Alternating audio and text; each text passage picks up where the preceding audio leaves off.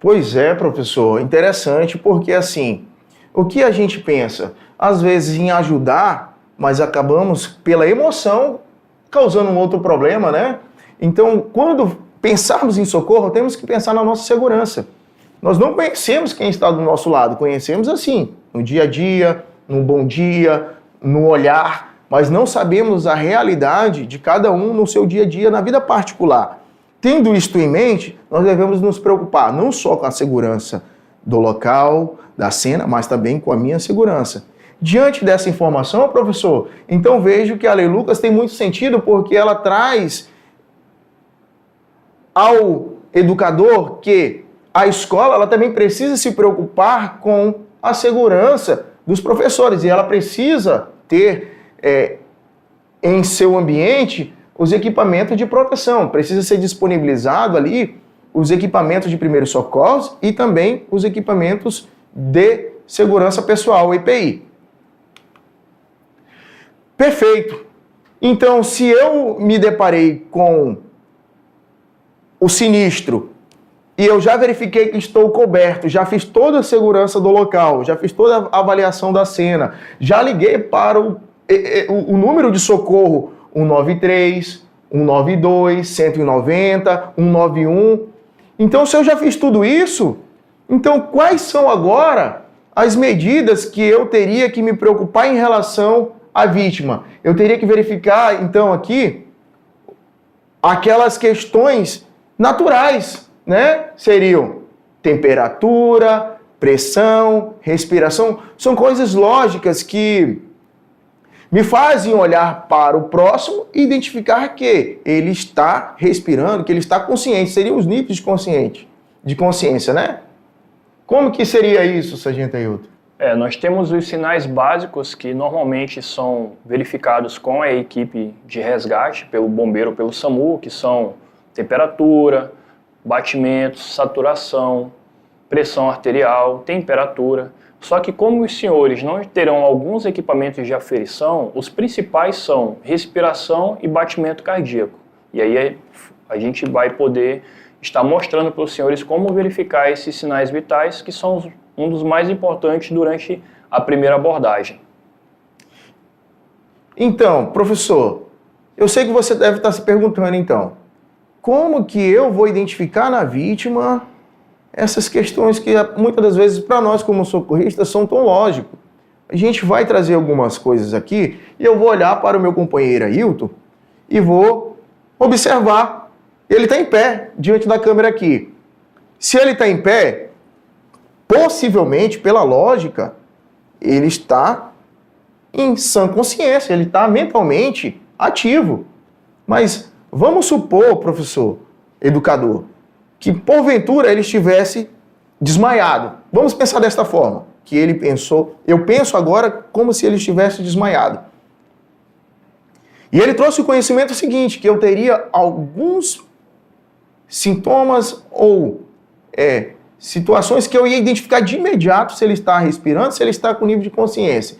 O senhor falou o que mesmo, Sargento Ailton? Então, qual que é a primeira abordagem, né? Uma vez que você, primeiramente, manteve a calma, depois verificou a segurança do local, confirmou que está com os EPIs, com os equipamentos de proteção individual, que estiverem disponíveis para você, para evitar o contato com fluidos corporais, você vai avaliar a vítima. De longe, você já consegue identificar se essa vítima tem uma grande perca de sangue, por exemplo. De acordo com o protocolo, a primeira coisa que nós temos que fazer é conter grandes hemorragias. Então, de primeiro, eu vou olhar e caso eu veja um grande corte, uma quantidade massiva de sangue e essa vítima esteja perdendo, a primeira coisa que eu tenho que fazer é conter essa hemorragia e é uma aula que vamos ver mais para frente. Outra coisa que eu posso estar verificando, se essa vítima tem abertura ocular, se os olhos delas estão abertos e se estão interagindo com o ambiente, ou seja, ela está olhando, se ela está ouvindo as pessoas falar e está procurando quem é que está falando, isso significa que ela está neurologicamente bem, raciocinando que ela não sofreu uma pancada na cabeça que pode estar afetando algum estado neurológico dela. Caso essa vítima esteja com os olhos fechados, eu vou tentar chamá-la. Vou tentar chamá-la para que ela abra os olhos ao ouvir minha voz.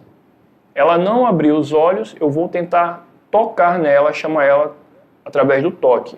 Caso ela permaneça com os olhos fechados, aí então eu vou verificar se ela respira e se ela tem pulso. Se ela tiver movimentos respiratórios, que é aqueles movimentos abdominais, de expansão torácica, significa que ela está respirando. Se ela respira, logicamente, ela tem pulso, mas aí eu também vou verificar como está o pulso dela. Mas existe a possibilidade dessa vítima não estar respirando, mas mesmo assim ainda ter pulso. Chamamos de parada respiratória. É um outro tema que iremos ver mais para frente. E caso essa vítima não respire e não tenha pulso, ela está numa condição clínica chamada parada cardiorrespiratória, onde há a parada do coração e do pulmão. Se a vítima não abre os olhos, mas você percebe que ela tem respiração e pulso, significa que ela está inconsciente. É uma vítima que está na condição de desmaio. Interessante. Então significa dizer que para que o socorrista identifique alguém em situação de parada, eu tenho alguns mecanismos. Corta para nós, diretor. Nós temos aí essa mnemônica que é o AVDI, né? Onde o A é o alerta, como eu falei para vocês, abertura ocular, para saber se a pessoa está alerta ao que está acontecendo ao redor dela. Caso ela esteja com os olhos fechados, ela não esteja alerta, você vai tentar chamá-la, né? Senhor, Senhor, vai tentar chamá-la para ver se ela abre os olhos. Caso ela não abra os olhos, com o alerta verbal, você vai tentar tocar nessa vítima. Aí nós temos dor, mas não significa que eu vou infligir dor. Na verdade, eu vou tentar tocar nessa pessoa, empurrar. Senhor, volta aqui para o vídeo, diretor.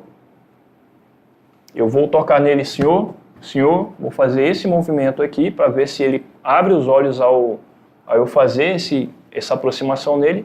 E caso ele não responda, nem de forma verbal, né, nem fale, nem abre os olhos, eu vou entender que essa vítima está inconsciente. Passa para o slide novamente. Eu vou saber que essa vítima está inconsciente. Ainda não sei como é que está, se ela está respirando e se tem batimento, né? Eu só percebi que ela está, qual está o nível de consciência dela, se ela está consciente ou se ela está inconsciente. Pode ocorrer dessa vítima não abrir os olhos por algum motivo, de repente houve uma quebra de vidro, e caiu estilhaços de vidro nos seus olhos, elas não consigam abrir, por algum motivo. Mas ela consegue verbalizar, ela consegue falar. Significa que ela está consciente. Mas caso ela não abra os olhos, nem consiga falar, ela está inconsciente. E aí a gente vai para um próximo passo. Professor, então eu identifiquei o seguinte: o senhor, como socorrista, o senhor verifica esses passos que são muito importantes para identificar se a vítima está consciente ou inconsciente. O interessante também dessa situação é porque eu, como socorrista leigo, né, eu sou professor e vou estar lá numa situação adversa. Eu preciso me identificar. Essa identificação, então, ela não é simplesmente para uma apresentação, mas já é testando também o nível de consciência, né? E esses passos que eu farei depois já vai explicando para que a vítima, então, ela demonstre o estado de consciência que ela se encontra naquele momento. Com certeza. É importante você se identificar, né? Dizer o que está acontecendo para a pessoa, ela estando consciente, né? Você vai explicar o que aconteceu e vai pedir consentimento para ajudar essa pessoa. Você vai chegar, senhor, eu sou o sargento Ayrton do Corpo de Bombeiros, o senhor sofreu um desmaio, o senhor caiu, eu posso lhe ajudar? Uma vez que essa vítima consentir, né, aceitar a sua ajuda, você então inicia o seu atendimento. O interessante, sargento Ayrton, que você falando dessa forma, me vem à mente que a partir do momento que ele consente essa abordagem, a gente vai eliminando também algumas coisas que podem já ser descartadas de imediato. Por exemplo, se a vítima respondeu, ela não está inconsciente, né? E aí, neste caso, nós podemos identificar, por exemplo, se ela caiu de uma altura, uma determinada altura, e se ela está em sangramento ou com fraturas, por exemplo, né? Então, se o aluno, o professor, ele respondeu, então a gente já eliminou situação que seria de inconsciência. Sim. Mas se porventura a gente chega no local e ele não responde, então nós teríamos que fazer aquela questão então do estímulo doloroso, de tentar buscar que essa vítima ela traga informação para que a gente possa fazer determinados atos posteriores. Então seria de socorro, porque se eu chego no local, identifico que a vítima não está verbalizando e eu visualizei ao meu redor, identifiquei que não há nada aparente que aconteceu, ela não caiu de nenhum lugar. Nós podemos estar, então, diante de N situações, inclusive situações aí de uma obstrução das vias aéreas, correto?